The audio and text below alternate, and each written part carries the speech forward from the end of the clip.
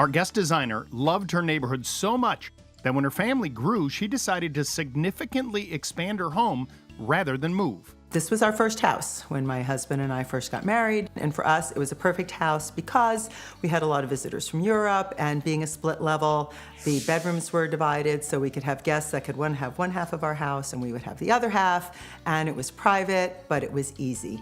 And that was all very wonderful until our first child was born, and then we suddenly realized that we were completely split from the other side of our house.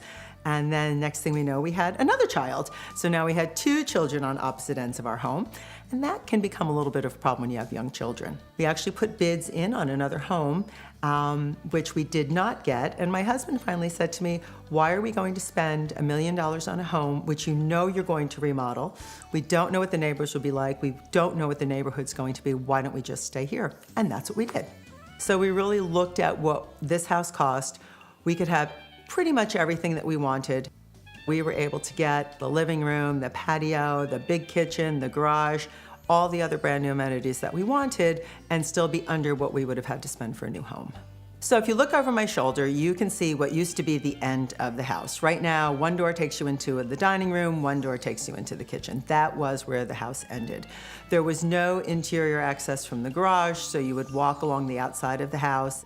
So we expanded our dining room, is what used to be our garage. And then opposite that, I put in this great kitchen. I wanted a big cooktop, I wanted double wall ovens, my husband wanted the big refrigerator, I wanted an island. So that put in a 20 by 15 extension for the kitchen. Then off of that, there is another 10 by 15 extension for a mudroom. It's a great open plan so that we can have a lot of people, they can mill about. So much easier to entertain, and we do entertain a lot.